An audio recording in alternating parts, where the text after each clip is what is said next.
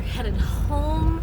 I am so excited to get back to my cat, who I'm sure will be very pissed that I was gone for so much of the day. I don't have kids, but I have my cat, and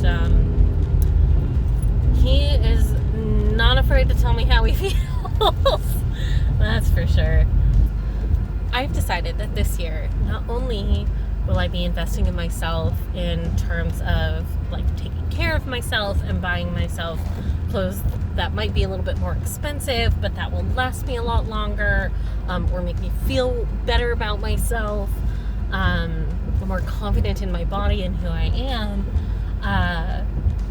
But I'm also going to literally invest. I'm going to pay down my loans in a big way, pay down credit card debt in a big way, thinking of my future self, and not just my future self in the next month or two, but my future self 10 years from now. I think my new goal is have a net worth of $1 million by 40. So I'm going to be looking up how to do that. I am very hesitant around a lot of financial influencers, if you will, especially ones that take money from banks like SoFi and whatnot. Very hesitant around those. I do think they have some stuff to offer, but like, I am following one gal who specifically works on financial health for folks with ADHD, which is great. I'm really open to recommendations. Dave Ramsey can eat it. I do not want to talk about that guy. I don't think he's relevant, and I think he gives bad advice. So don't send me his stuff. But if you have other folks you recommend following, let me know, because I'm really excited to set up my hot 39-year-old self for success. I'm thinking net worth of $1 million by 40. I'm thinking of owning property, little to no debt, really getting my ish together, and that is going to start like this year. And I know it is gauche, or can be considered gauche, to talk about money. I'm not going to talk about how much money I do or don't have, or how much I make or don't make, or what stocks I'm investing in, or anything like that. I will just say I have a decent amount of debt, and I am now making an amount of money that makes it possible for me to actually consider getting all of that debt down, if not completely gone, within the next 3 years. It makes the idea of investing in myself not only possible, but realistic. Incredibly realistic. And while I wish it was, something like these avenues were available to absolutely everyone, these systems are built against most people. They are only built for a very tiny minority of people, especially in the US.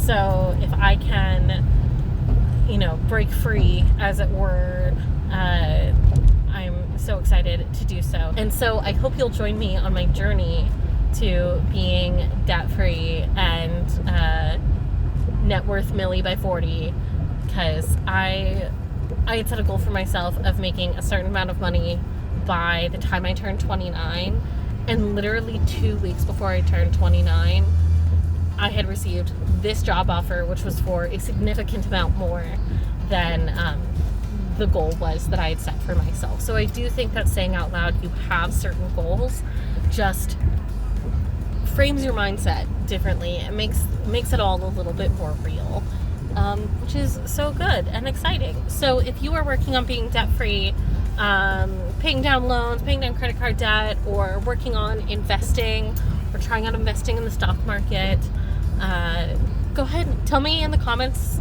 about your journey, what you're scared of, because I know I'm certainly scared, because even right now, I'm still fairly paycheck to paycheck, but that is going to change in the coming months, which is really exciting. But even when that does change, I will still live in the fear and terror that comes with, unfortunately, living in the US, which means any disaster could completely ruin me financially, which is one of the reasons that I want to get invested into the stock market, as well as being able to build up like an emergency savings account that is like a significant nest egg, so that if something does go really sideways, I've protected myself. Like, do I come from generational wealth? Girl, no. Would I love to have my kids come from generational wealth? Yes, I do. I want to be able to set up trust funds for any children I have and grandchildren, like, you know, heaven willing. Like, I want to be able to do that. I want to be those people who live comfortably, who laugh without fear of the future, and who can significantly invest in their communities. And I have a couple of different ways that I think I want to do that, but also you have to see what the community needs and what, you know, how you can help and let those funds be directed to where they're needed most. But like, girls, we're getting our bag this year. Boys, we're getting our bag this year. And not only are we getting the bag, gays and nays, we are also putting some of the bag back into the market to keep generating wealth. We're also putting some of the bag away for ourselves for a rainy day, because the market is not a guaranteed thing. We're also putting some of the bag back into our community, because what is money for? It is supposed to be spent. You know, we are not wealth hoarding. There is a difference between saving and protecting yourself and wealth hoarding. Learn the difference, understand the difference. We are not wealth hoarding. We are reinvesting money into the community. We're supporting small businesses. We're supporting Patreon. We are giving money to the arts and culture sector. We are investing in tech firms and the future. We are looking at ethics. You know, like, we're shopping sustainably. We're supporting slow fashion brands. We're getting our nails and hair done at shops that are either unionized and or can prove that they treat their workers well. These things cost money, and it's usually worth it. Are things outrageously expensive right now? Yes. Yes, they are. Like, uncomfortably so. And if you have the opportunity, if the opportunity presents itself, do not look back.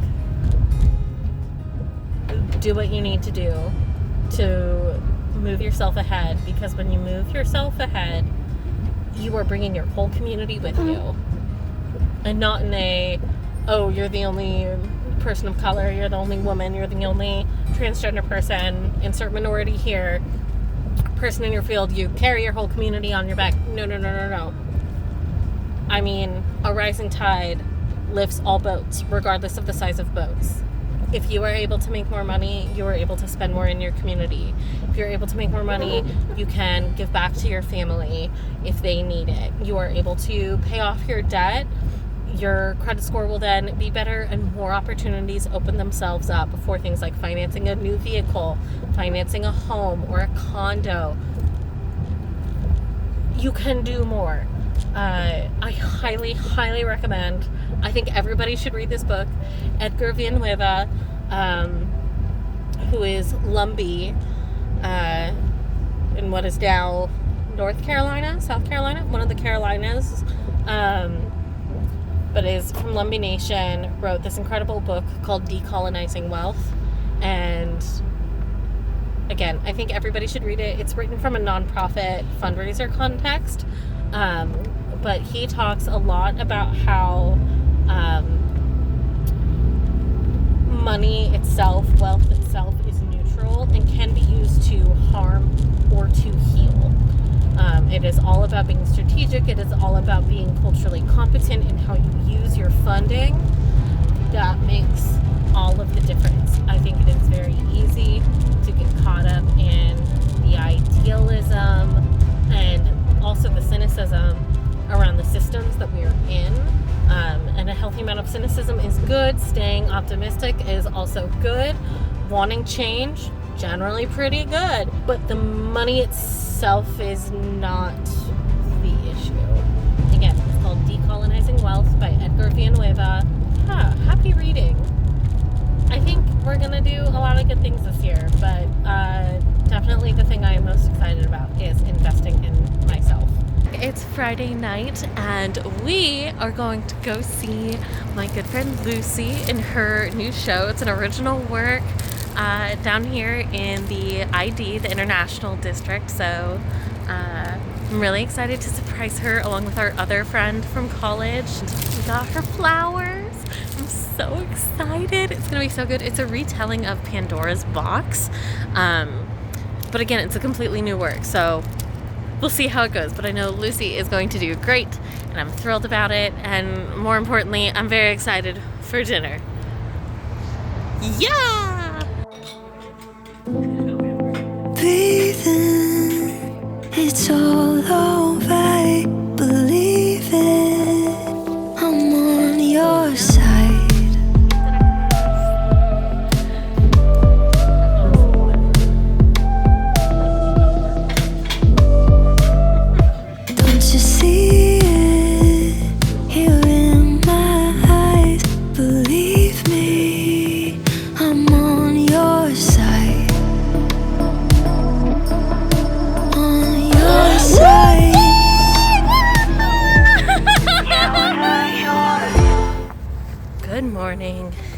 Another beautiful day, and the thing is after at least 1 week of like 20-degree temps and sitting in my cold office, this mid-40s weather is freaking balmy, my guy. Like, I'm thrilled. Anyway, we're all dressed and ready for the day despite waking up very late, and we're gonna go get brunch with a friend of mine. Let's go. On your side. I'm on yours. My arms are open wide. Believe it. I'm on your side.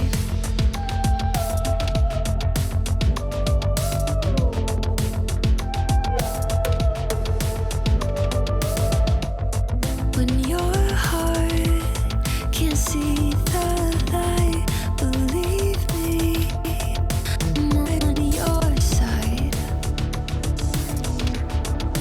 On your side.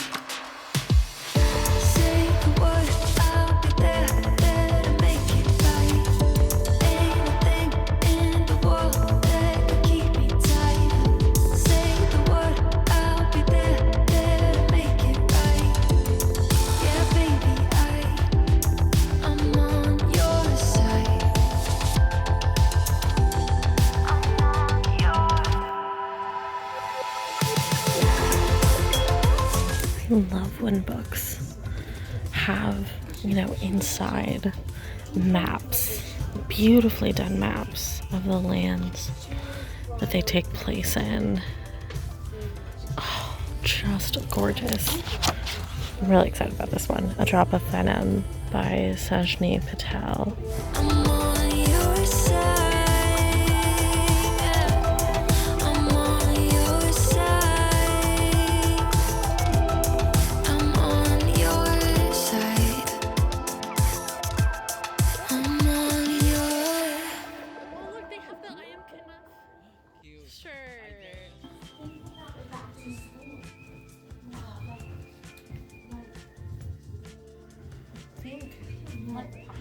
I like it. I don't know.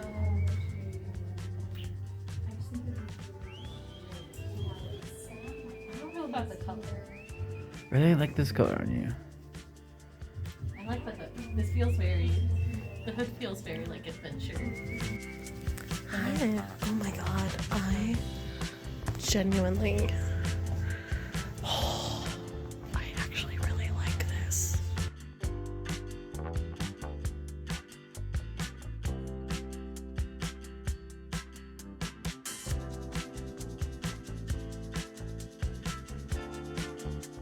Okay, just dropped off Joel, heading home. It's so good to spend time with people. I really needed this weekend seeing theater with friends and getting brunch with friends. And now I feel like my cup is full enough that I can go home and get stuff done, like do cleaning and that kind of thing. But I do think a lot of extroverts don't talk very much about the need for people and having people time and how difficult it is to do a lot of solo tasks when you don't see people very often. Like, I've been so lonely starting this new job because it's a new city, it's new people, it's a new sector, you know, all these kinds of things, you know, and I sit in my lovely large office just by myself for hours and days at a time, and I come home and I'm exhausted. I am exhausted just because I haven't been chatting. I haven't been talking to people because I haven't been hanging out with anybody. And, like, no wonder I've been struggling to take care of my home and take care of myself. I haven't had my energy needs filled. My battery has not been charged. So I'm so happy I was able to spend time with folks this weekend. And I get to actually spend time with my partner this weekend. It's been a huge shift in routine. And that's been hard. And so trying to figure out how I will be able to build in these pockets is good. Very good. I'm gonna run to the drugstore for a few things.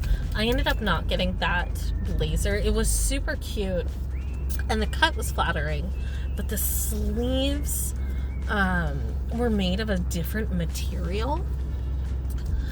So not only was most of it not natural fabric, like it wasn't wool or anything, it was like nylon and viscose and whatnot, but the sleeves were made of a slightly different fabric that was, I think, meant almost more like lycra sort of legging material, very stretchy, and it was not comfortable.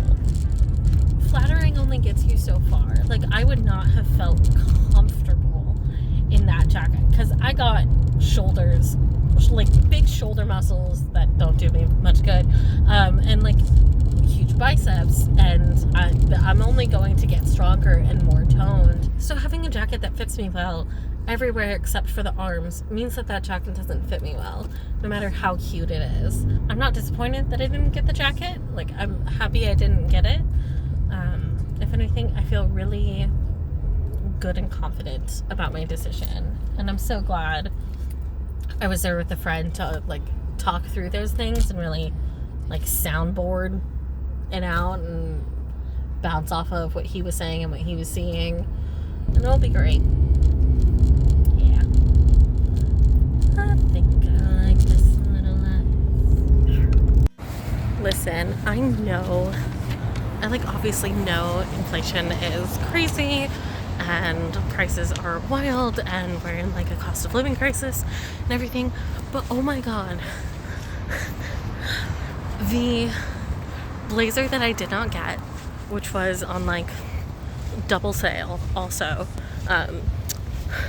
cost about the same as all of the little items I just got that I like need hygiene wise at the drugstore. Are you freaking kidding me? Are you freaking kidding me? That's so bonkers. Going back to my car, let's go.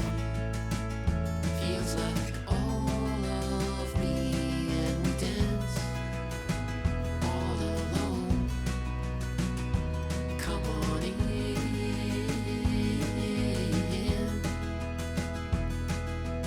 Open my heart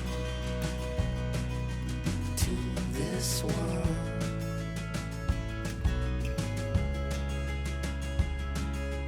Open my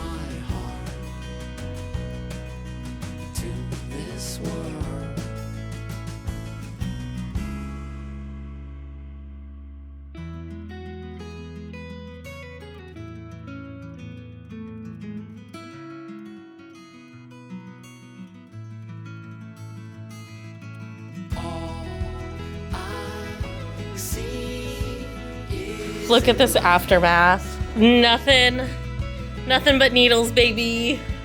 It's time to bring in the big guns. It's moving day! And by moving day, I mean we are putting our living room back together now that the tree is out of the way and we've cleaned up over there a bit. I am very excited to get the cat tree back into the living room where it belongs, and I think Kiaro is too. All right, let's do this.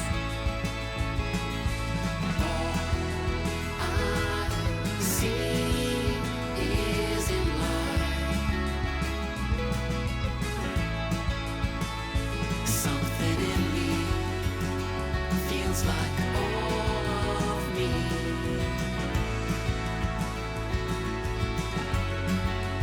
Open my heart to this world.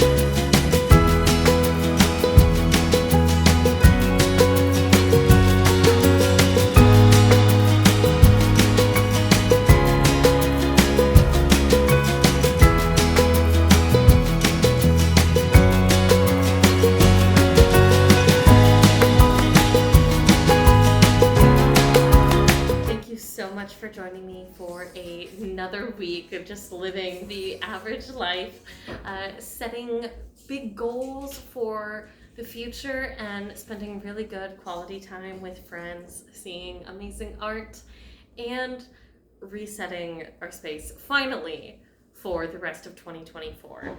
There's a lot of this year left, so I hope you'll join me. Don't forget to like this video if you enjoyed it. It helps push my content out to the rest of YouTube, so thank you in advance for that. And if you want to keep watching, go right ahead. There will be a video in the end card. And, oh yeah, don't forget to subscribe. All right, I'll see you next week. Bye.